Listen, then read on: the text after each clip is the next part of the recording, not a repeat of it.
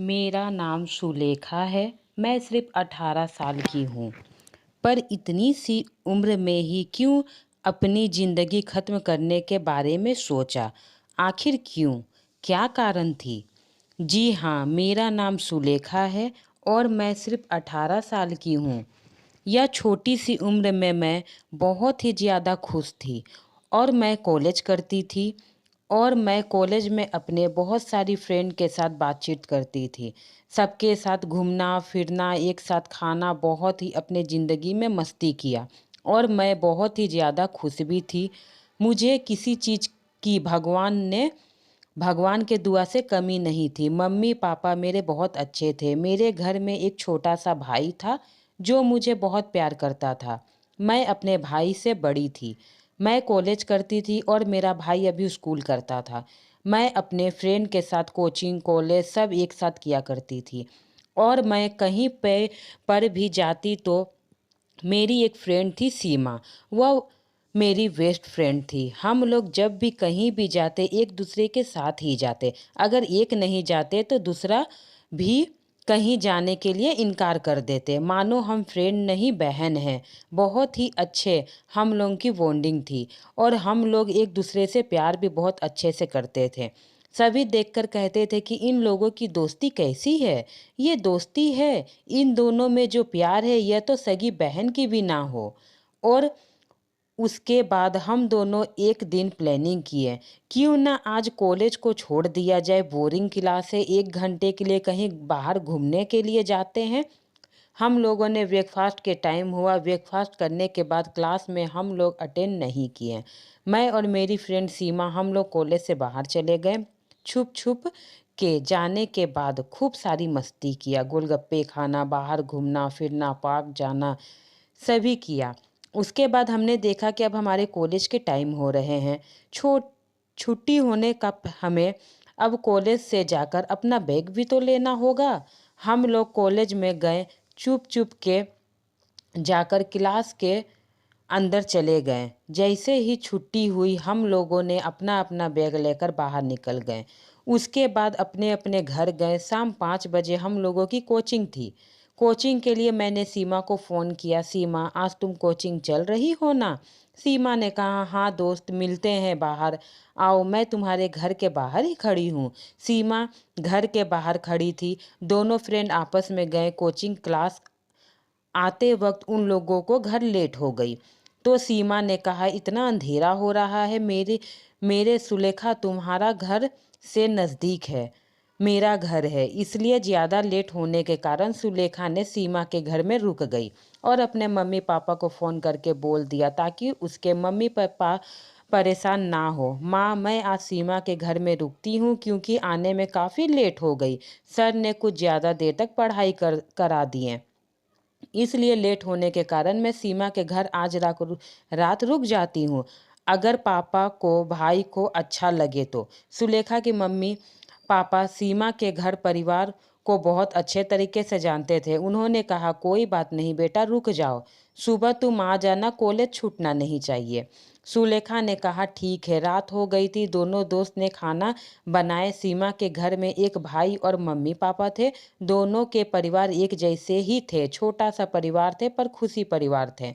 उसके बाद सुलेखा ने कहा कि मुझे अब कौन से कमरे में सोने के लिए बोलोगी सीमा? सीमा ने कहा तुम्हें नहीं पता, चलो हम और तुम एक ही कमरे में सोते हैं। दोनों ने एक ही कमरे में सो गए। सुबह जब हुई तो वह अपने घर को गई। पापा ऑफिस जाने के लिए तैयार हो रहे थे। माँ ने खाना बना रही थी।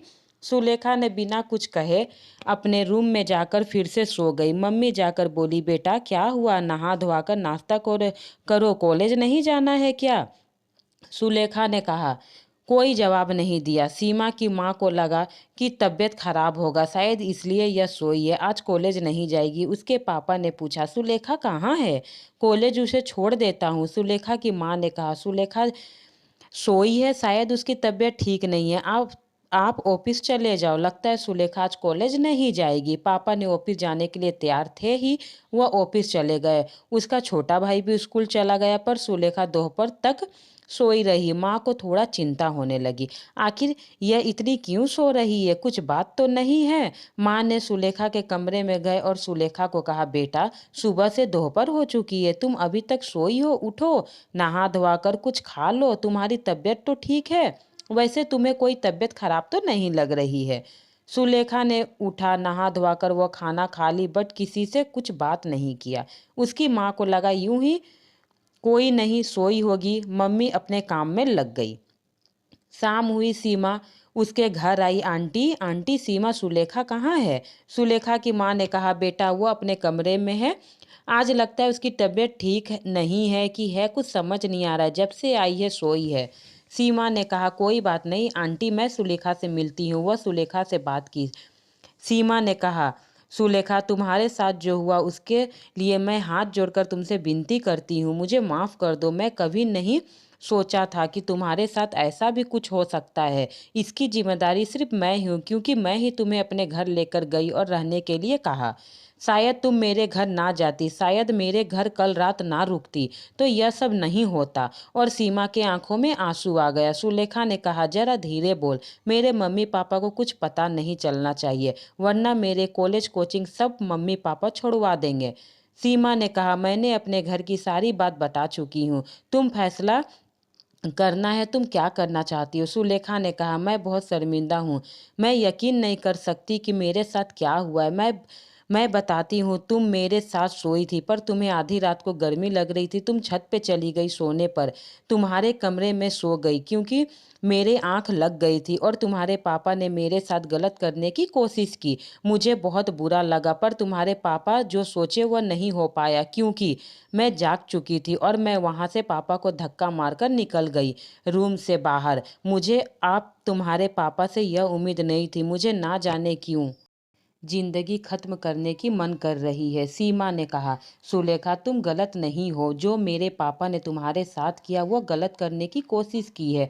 उन्हें ये सब करने के बारे में सोचना भी नहीं चाहिए। तुम क्यों बेवजह इस तरीके के बातें कर रही हो और सोच रही हो? वैसे तुम्हारे साथ कुछ गलत नहीं हुआ है, पर मेरे पापा ने जो करने की कोशिश की वह गलत है। अगर तुम चाहती हो तो मेरे पापा को सजा दे सकती हो, पर अपनी ज़िंदगी ख़त्म करने के बारे में मत सोचो। सुलेखा ने कहा, देखो यह बात हमारे और तुम्हारे पापा के बीच में है, यह मेरे पेरेंट्स को पता नहीं चलनी चाहिए।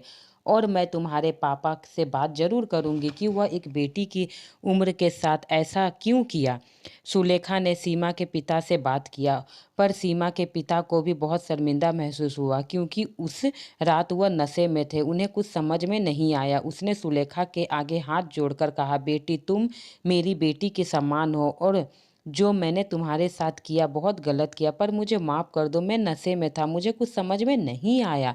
पर सुबह जब यह बात मुझे सीमा ने कहा तो मुझे बहुत ही शर्मिंदा महसूस हुई, मुझे तो कुछ याद भी नहीं था। तुम्हें जो सज़ा देना है बेटा तुम दे दो, मुझे सुलेखा ने कहा। नहीं अंकल, रहने दीजिए, आप भी मेरे पिता के बराबर है, कोई पिता अपनी बेटी के साथ ऐसा गंदा हरकत करने के लिए नहीं सोच सकता। मैं आपकी बात को समझती हूँ, पर आगे से ध्यान रखिएगा। फ्रेंड, मेरी ये छोटी सी कहानी आपको कैसी लगी? अच्छी लगी हो और मेरे चैनल पे अगर आप नए हो तो मेरे चैनल को सब्सक्राइब करें, मेरे कहानी को लाइक करें, और अगर आपको कहानी पसंद आती है तो एक छोटा सा कमेंट दे दें। Thank you friend.